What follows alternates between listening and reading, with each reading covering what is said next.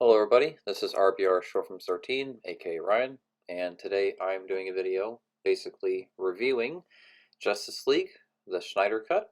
I've been wanting to review this movie for a while, and my opinion about it is that it is, in my opinion, the greatest superhero film I have ever seen.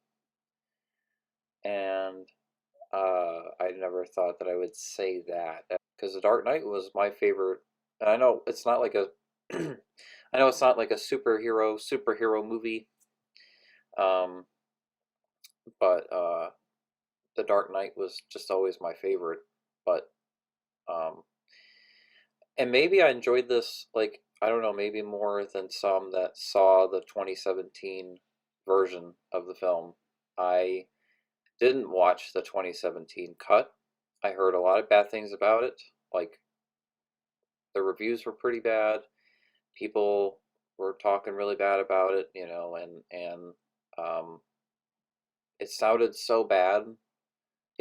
I mean, people never joke about like how bad if it's that bad of a film. Like it's that bad usually, and uh, it is that bad. I've seen clips of the original version of Justice League, but I've not seen the full film, and I have no desire to. Um, so Zack Snyder was not the only one that he's not the only one that hasn't seen the 2017 version of Justice League. I refused to watch it, and I remember I was offered many times to watch it with different people, and I was like, no, I'm not going to watch this. I refuse to. Not until Zack Snyder comes back and does his version, releases his version, the original version of Justice League. And I waited till, it came out last month. Um, and I watched it on my Oculus because I couldn't watch it on a computer or even my TV or my phone. I needed like the movie theater experience. And so I actually did watch it through my projector, but I also watched it through my Oculus Quest 2, and it was amazing. Like the format was way cooler, like in the Oculus, um, but when you watch it like on a TV, the frame, the black bars are kind of distracting. I mean, I don't know. And I'm a filmmaker here, and like I love widescreen like a lot. Like I love widescreen. I love the black, you know, black bar here, and then here's the screen. You know, I don't like this, thing, where I don't know. But it was that great of a movie. I didn't even care about that formatting that we got with Justice League. I mean, couldn't they have even given us like an option to view it in widescreen or the format that Zack Snyder wants us to see the format? Like that should have been an option given for people like through a streaming service, Like I would love to watch this movie in widescreen. I don't know. The movie feels like the there's something missing, and that's the widescreen formatting. Other than that, it's an incredible film, and it's even the reason I even got HBO Max. It's the greatest superhero film I've ever seen, and it is one of the greatest movies I've ever seen too. Um, and I probably enjoyed it more. I probably wouldn't have enjoyed it as much if I would have saw the 2017 version because then I would have seen all the footage that's already been, I because when I watched the Snyder cut, I didn't know what was different. And I thought literally the whole movie was everything was different from the 2017 version. I had no idea till I saw like reviews where I saw there was a lot of footage in the 2017 version that was actually in the Snyder cut. Um, but oh my God, like what I mean, what a great movie! What a great movie! Um, I love the storyline. I really do love the story.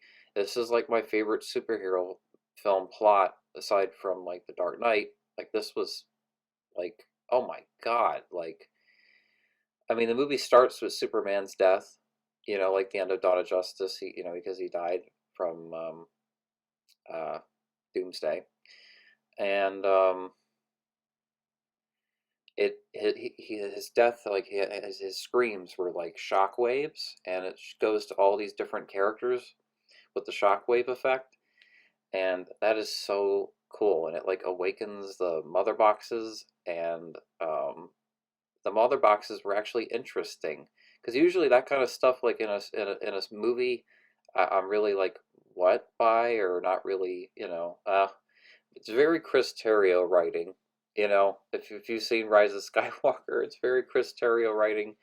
Um, but Chris Terrio did a really great job with the screenplay. He did, and sadly, Josh Whedon did all these rewrites, right? From what we remember, what I remember, why the movie was changed. It was all these rewrites of of all these jokes that were put in that were unnecessary. This film has jokes in it, but it's not overdone. And whatever jokes are in it are funny. Actually, there's maybe two of them where I'm like, but that's about it. Like most of the jokes are that good or that great. Like this movie is so incredible. Like it's sad what happened to this movie. It would have been cool if this film would have been given like a 2 hour and 20 minute runtime for a theatrical release, and then we would have gotten like a big extended cut. That which is what we call the Snyder cut, like on Blu-ray. It would have been really cool to have seen. Um, I think people would have been really satisfied, and DC would be at a different spot too. Um, it's oh my God! I really could talk about this film for hours if I wanted to, because I love this movie. Um, and and I know a lot of people love this movie. Um, but it's like one of my favorite Superman plots because really, it still feels like it's Superman's story. Like Dawn of Justice feels like Man of Steel 2, and this does definitely, even though it's Justice League, it all still feels like it's all through Superman's perspective. It's still his movie, so this feels like, I guess, a Superman 3, um, even though it's not Superman 3. Um, but uh, it's cool that so much of the movie Superman isn't in it, because he sadly died at the end of Dawn of Justice, and you have the entire Justice League working together without Superman. That was incredibly interesting and entertaining to watch. I remember the cartoons where it's just you're so used to Superman always being there with them. Only maybe here and there he wouldn't be with them, but it was entertaining and it was enjoyable, and it was the whole plot of them, trying to stop Steppenwolf and the mother boxes and the threat of Darkseid and like all this that's going on. And they introduced the multiverse whole thing. They talk about the multiverse. Steppenwolf talks about the multiverse. That was a really great moment. Um, you still owe the Great One 50,000 more worlds. Like I love that part. And wowed me was Jared Leto. Holy shit. Um, he really stepped it up in this movie compared to Suicide Squad. Um, when I first saw Suicide Squad in the theater, like I was like, "What is going on?" And his teeth and these tattoos and his laugh, like what? I was not. He became my least favorite Joker out of all of them. I mean, you compare it to Heath Ledger, Joaquin Phoenix. I mean, some really iconic roles, and then you look at Suicide Squad's Joker, and it's just like, what is this? who came up with this? It doesn't even like it doesn't make no. In Justice League the Snyder cut, um, we see a premonition that Batman has where he sees the Joker and they're working together basically in the future. They're teaming up to fight this. It's so funny how the premonitions that Batman has are like either are way more interesting than what's going on in the plot. Like, I would love to see a whole movie of that premonition that Batman's having. Like that looks. I mean that is far more interesting. And it was such a great scene the way it's shot. Like really good green screen. Like I forgot that they're in a green screen environment. That scene, any scene of the whole movie, like uh, it's incredible. And Jared Leto's Joker, the look of the character doesn't look as over the top as in Suicide Squad. The hair is already better because it's more, I guess, like Joaquin Phoenix, Heath Ledger with the green, and then he has a little bit of the smile makeup and like the dark under his eyes, and um, it's more like Heath Ledger's Joker and Joaquin Phoenix Joker, and Cesar Romero and like all those Jokers. Um, I feel like Jared Leto combined all the other Jokers and tried to do his own thing, and he did a great job. I want to see a full Batman movie of just like that Joker and Ben Affleck's Batman like going at it, fighting and like if it's that kind of Joker, not the Suicide Squad Joker. And it shows you it's all on who writes these movies and who directs these movies. It's not always the actor. The actor can bring it. It's who directs them and who is the writer and that whole thing. That is what why Suicide Squad failed was the writers and the director. Uh, and you could say producers as well. They are to blame as well, but because what we know about movies is that producers take over the director's projects and don't really give them the final cut, and these directors don't really get the final cut um, unless you make a film like The Last Jedi, which is so great, and you get the final cut. Um, but yeah, basically Zack Snyder did this for free, so he would get the final cut, and it shows you how important sometimes can be a good or bad thing. Like some movies, like where the director had the full creative control, maybe it wouldn't have been bad if a couple of producers stepped in and another writer would have changed some things, some reshoots, some rewriting. That wouldn't have been bad. Um, it honestly like, but it is cool whether it is bad or good that the filmmaker is given the full creative control because it's just how movies were made back then and why do you hear everybody always say movies were better back then? You know, because the filmmakers had the final cut. That's why. Um, but you can tell movies today are like so much taken over by like producers, and this, I think, because Zack Snyder was given creative control, it did not feel like it was. It didn't feel like there was 10 producers, trying to do all this stuff with the movie. It it definitely felt like one vision, one person, and I think that's why it turned out to be such an incredible film. I feel very sure that Christopher Nolan is given the final cut for his movies. So I feel like The Dark Knight had to have turned out that great because Christopher Nolan had the final cut, you know. Um, I could be wrong. Maybe he didn't have the final cut of The Dark Knight, which would shock me because it's like you can definitely tell that he had creative control. But I don't know. I think that's why I enjoyed this movie so much because it didn't feel like all these different people. It was one director and this one writer, and I think the biggest strength of this movie was Cyborg. I really like Cyborg's character. Um, he's awesome. Uh, I love his storyline, and I love his storyline in the comics, and at the cartoons, like I already know his storyline, and I love his plot because it's like sad. It's sad. He was just this kid, and this happens to him, and he's given these abilities, but he's not he that's not the life he ever wanted. And that's like really sad. Um, so it's amazing what Cyborg does with his powers and stuff, and like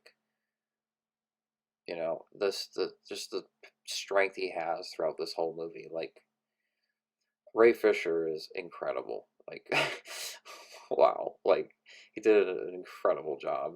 I don't care what people say. Like wow, definitely one of my favorite, if not the favorite, my favorite part of this movie. Like wow, Ray Fisher's he should have his own movie, and I give him all respect for like standing up and saying all the things that he said, even though he can no longer uh, be in his own solo movie, and that really is too bad because that probably would have been really awesome.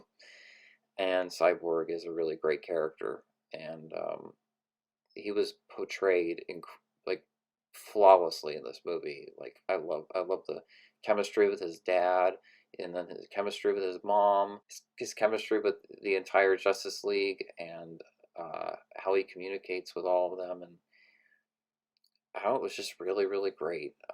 And I love when he goes into the mother box. He sees his dad and his mom, and then he sees his original self, and he knows that that's not real, and like, but how sad that is for him to see who he used to be and to see his parents, and I love that line, I'm not broken and I'm not alone. I love that. And he, you know, um, fights the evil, and then, yeah, he's like Superman, and then they both destroy the mother boxes, and oh man, it was so great. I love when Superman goes to town on Steppenwolf.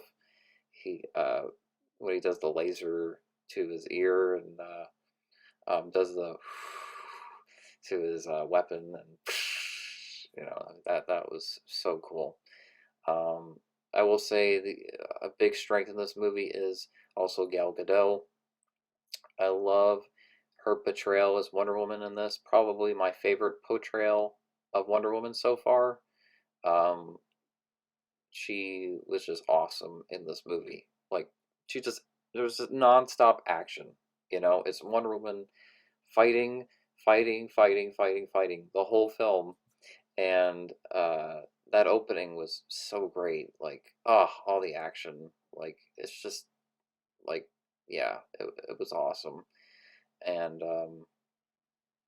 I like when Steppenwolf is like trying to play mind games with Diana, and he's like, "Oh, your mother died, and like, and this and that, and I killed all the Amazons," and like he like gets all psychological with her, and she's like, "Liar!" Like she can't believe it, and of course, it's not true. He's just messing with her head, but um, I always liked. I did like her scenes with Steppenwolf. Those were pretty good. And then I love when she fights Superman, and Superman fights back at her. Uh, and it's like that's a great sequence when they bring Superman back to life, and it's also like before they bring him back to life. It's like the whole them bringing him back to life. Like you see like everything that's gonna happen if he's brought back. And it's like maybe this isn't a good idea, but they do it anyway, and it's so intense. And then um oh man, it's just, oh my god, this movie. Martian Manhunter was in it. Martian Manhunter is one of my favorites, and I loved his cameos because I've been wanting a live action Martian Manhunter movie forever. And I know people were thrown off by his appearance in this movie, and yeah, his scenes were kind of, you know, yeah, but it was great to see his character and see that great CGI, and it's Zack Snyder. It's Zack Snyder's Martian Manhunter. It's so cool. Um, the world needs you too, Lois. Like I was good. That was great. And I like that Martian Manhunter goes to Bruce out of everyone at the end, basically showing that even though Batman doesn't have all the superpowers that all the other Justice League members have, Batman has like the knowledge, and his knowledge is what is so powerful is his intelligence. If you've read the comics, if you know Batman, like if you've seen like everything, he's very smart. Very, very, very smart.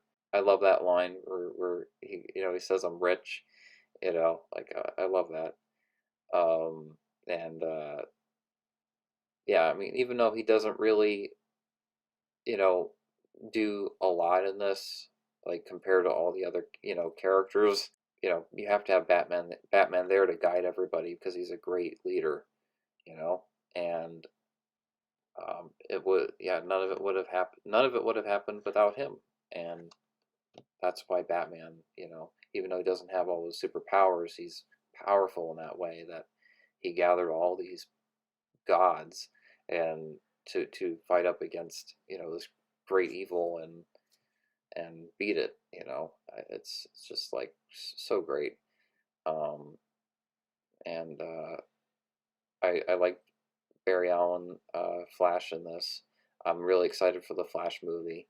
Michael Keaton coming back as Batman, but Ezra Miller did a really great job as Flash. It was very interesting to see Aquaman's depiction of the character in this because I saw the Aquaman movie. I didn't see the Justice League 2017 film, so I already have seen the Aquaman movie before the Snyder cut, and that movie like is like completely different. You know, like the characters, the Atlanteans, they'd all talk underwater. From I remember, and then there was like this love story, and there was just all this stuff.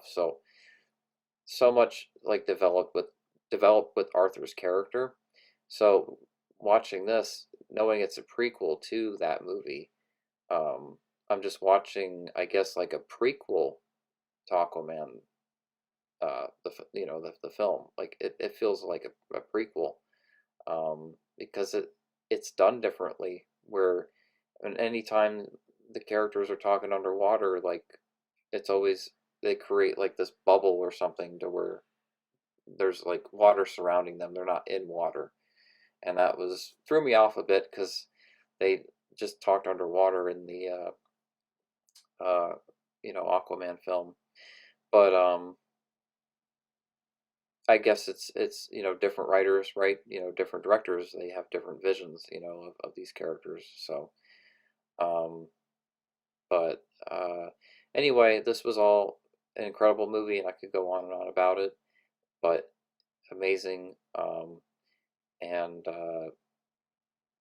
wow, I'm gonna watch this movie again and again and again, and I don't think I can ever get sick of this film. It's just so great, and it has so much replay value, and it's a long movie.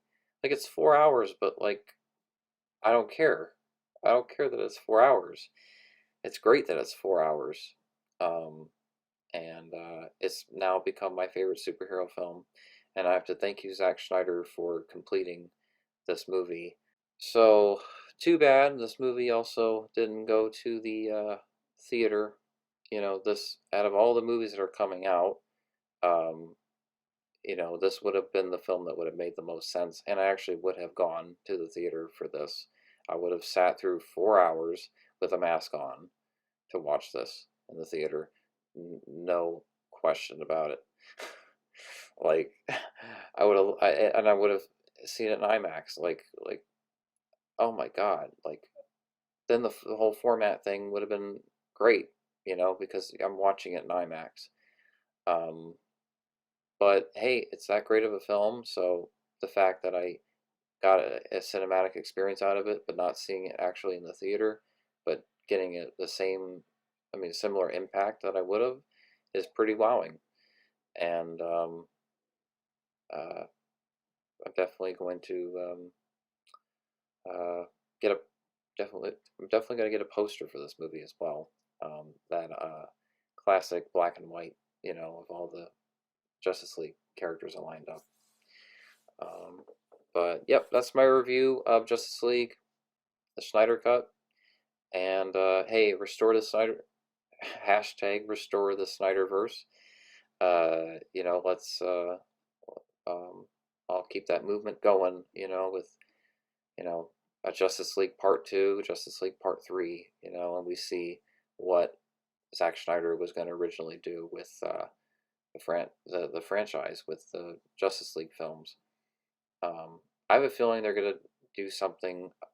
I have a feeling, sadly, I have a feeling it's not going to happen, and that everything's going to change after this Flash movie, because how it's going into the multiverse and all this stuff. I feel like the Flash film is going to change everything for the future of DC and where everything's going to go.